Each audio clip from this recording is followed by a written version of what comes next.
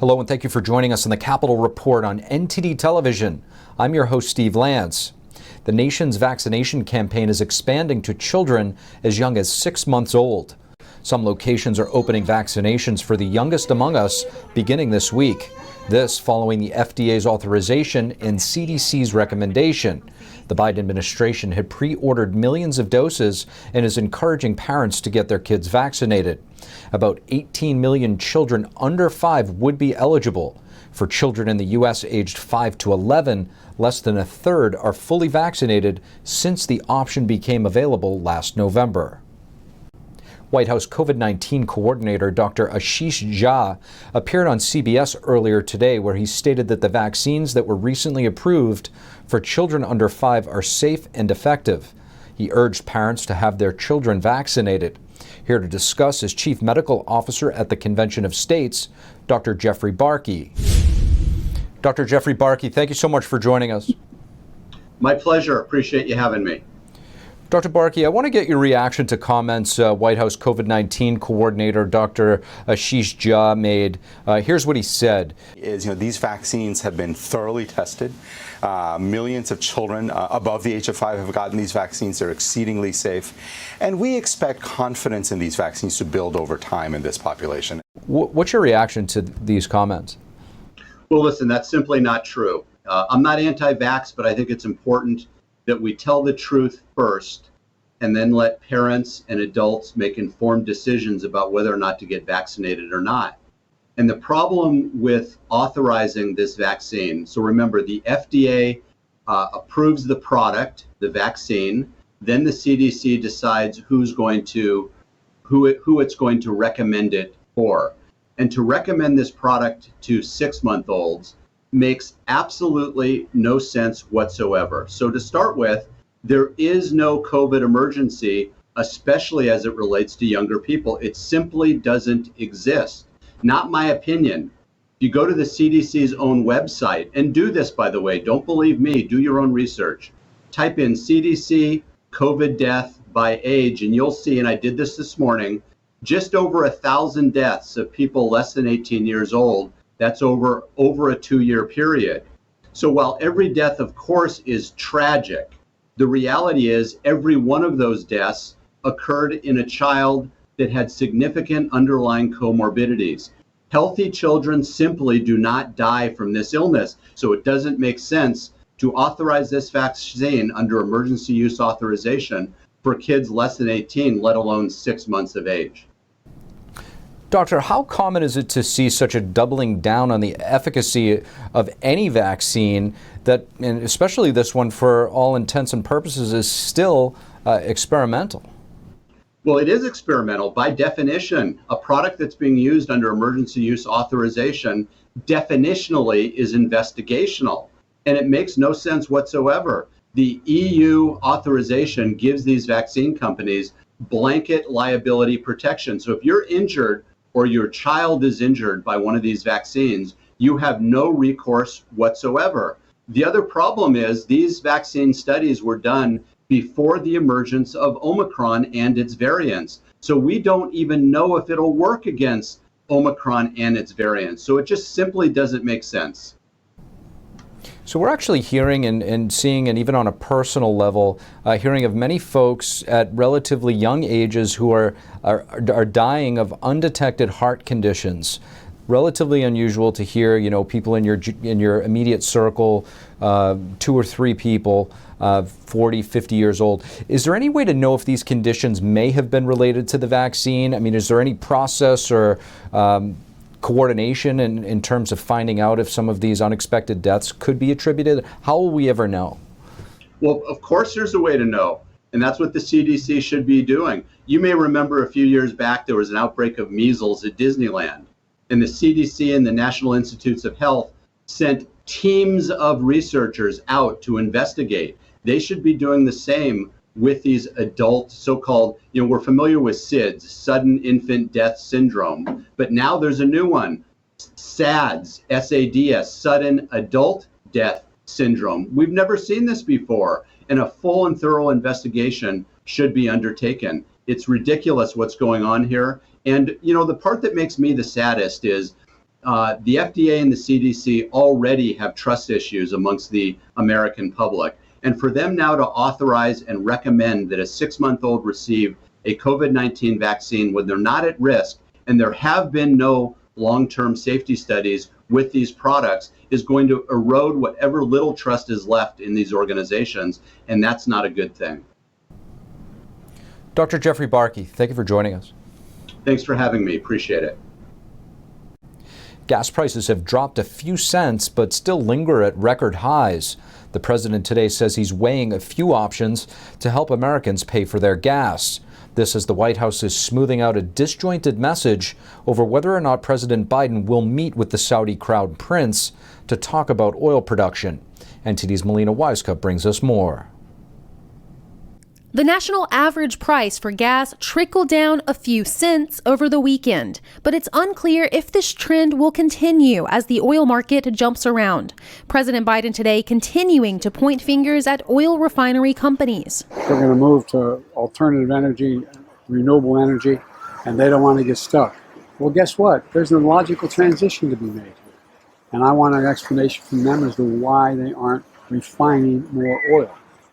His comments come after strong pushback from the oil industry last week that says it's the White House's policies that are holding up production. Energy Secretary Jennifer Granholm is meeting with big oil executives this week to try and work through these issues. In addition, Granholm says that Biden continues to ask for increased production at home and overseas, which she says is on the docket for discussion when Biden goes to the Middle East next month. I think he will meet with the Saudi Crown Prince. He has asked for all suppliers around the globe to increase production. This message appears to be at odds with what President Biden told reporters just 3 days ago. I'm not going to meet with MBS. I'm going to an international meeting. Now the White House is working to smooth out the mixed messaging. A national security spokesperson clarified to CNN, quote, "As we've said, there will be a bilateral meeting with King Solomon and his team. That meeting will include the Crown Prince and other Saudi officials." The White House earlier this month praised OPEC, which is chaired by Saudi Arabia, for their decision to ramp up oil production. Energy experts have told NTD that they don't expect OPEC's increased production to lower prices at home. As for more immediate solutions, President Biden says the White House is looking at a gas rebate card to help Americans pay for gas. That's part of what we consider. That's part of the whole operation. Alongside a rebate card, Biden says they're also looking to freeze a tax on gas, called a gas tax holiday. The president hopes to have a final decision on this by the end of the week. A federal gas tax holiday was proposed in Congress, and that idea was floating around, but congressional leadership tossed it out just 2 months ago. House Speaker Nancy Pelosi, alongside Senate Leader Chuck Schumer, said that this solution was not sustainable since it has to draw funding from other infrastructure projects. But with this latest statement from the president indicating that this is a solution that the White House is looking at and they hope to make a decision on by the end of this week, it may revive discussions in Congress around this federal gas tax holiday. Reporting in Washington, D.C., Melina Wisecup, NTD News. Hello and welcome back to NTD's Capital Report. I'm your host, Steve Lance. Upcoming talks between Biden and China's Xi Jinping. The news comes as the administration weighs lifting tariffs on China. President Biden telling reporters on Sunday that he's planning to talk with Chinese leader Xi Jinping. Yes, now I'm going to be talking to him. How soon will the president? I will be. While declining to say when the talks would happen, Biden said he's considering lifting tariffs on Chinese goods. Have you made up your mind on China tariffs, sir? We're in the process of doing that. You're lifting the tariffs? We're in the process of making up my mind. Biden's comments come as the administration struggles to tackle record-high inflation. Speaking Sunday on ABC, Treasury Secretary Janet Yellen called for easing Trump-era tariffs on China to lower prices in the U.S. We all recognize that China engages in a range of unfair trade practices that it's important to address.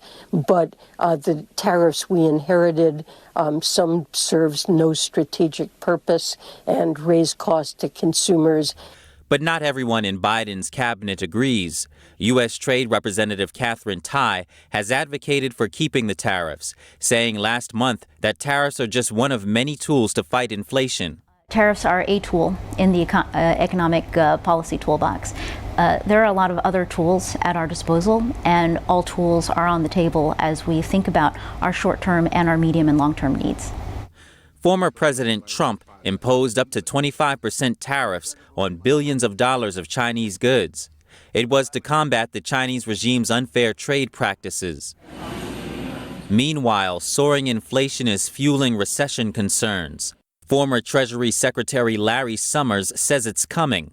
We are likely to have a recession. I think we have overheated the economy and gotten some bad luck. And when the pendulum swings too far one way, it tends to swing back the other way. But the administration disagrees, with Biden on Monday brushing off Summers' warning. I was talking to Larry Summers this morning, and there's nothing inevitable about a recession. Americans will hear more about inflation and the administration's economic policies this week, as both Katherine Tai and Federal Reserve Chair Jerome Powell are set to testify before Congress in the next few days. A Chinese American is trying to prevent the United States from becoming more like communist China. Joining us, we have Lily Tong Williams, a New Hampshire resident and candidate for United States Congress. Lily Tong Williams, thank you so much for joining us on the Capitol Report. Well, thank you for having me, Steve. Lily, you're running for Congress in the state of New Hampshire. On your webpage, you say you are fighting to prevent the country you love from becoming the country that you left. Tell us, what do you mean by that?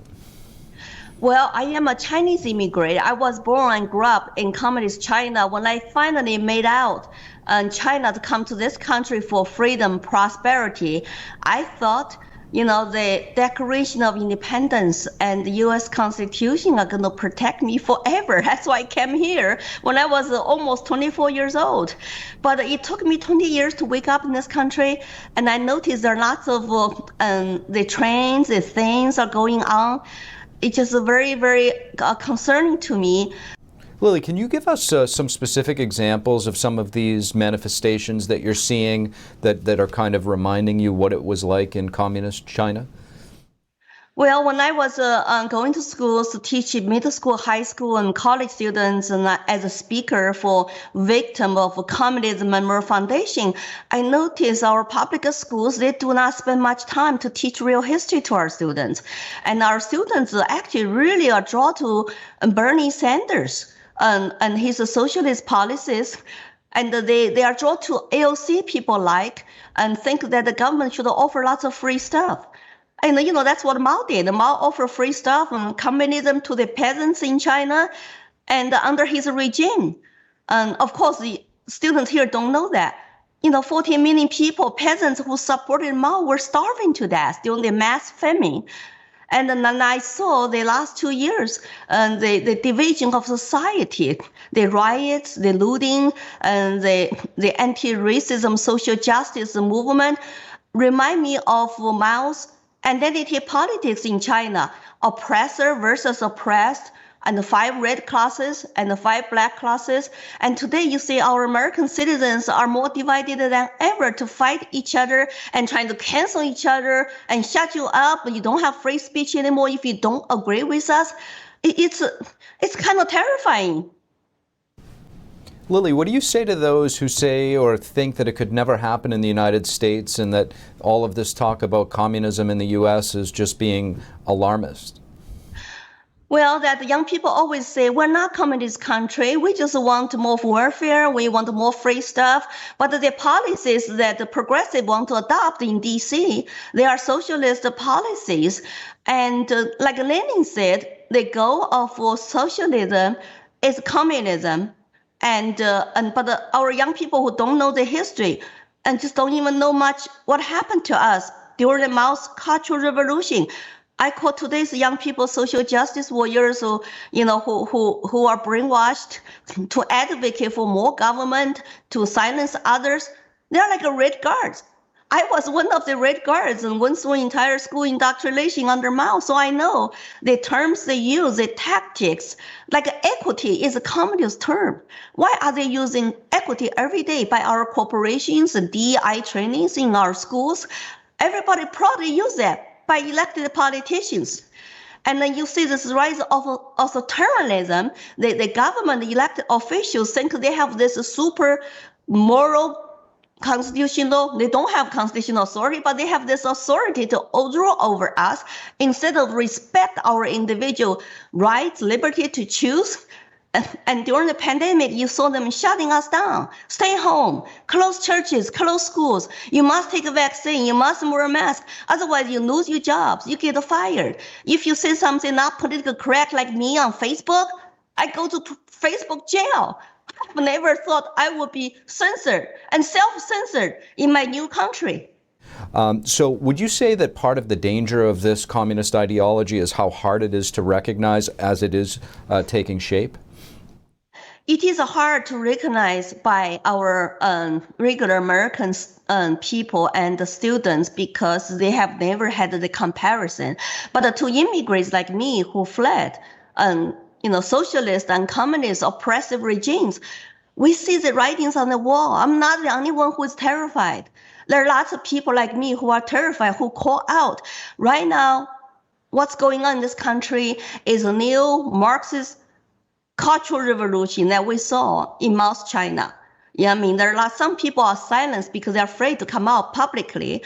But I feel it is my duty to warn people. I also try to warn people. The China's Communist Party have infiltrated into our country for years and years. They have spies operative here. They threaten me, and I cannot even go to China to visit my family and friends since 2015 because I'm publicly speaking out against them and call out the infiltration and call out the politicians, corporations to deal with them. And they don't like that because I'm not corruptible and I'm not silenced. That's why I'm a threat to them. Lily Tong Williams, thank you for joining us. Well, thank you for having me. You have a great day. Thank you for watching the Capitol Report. If you want to see our full broadcast, check us out at epochtv.com.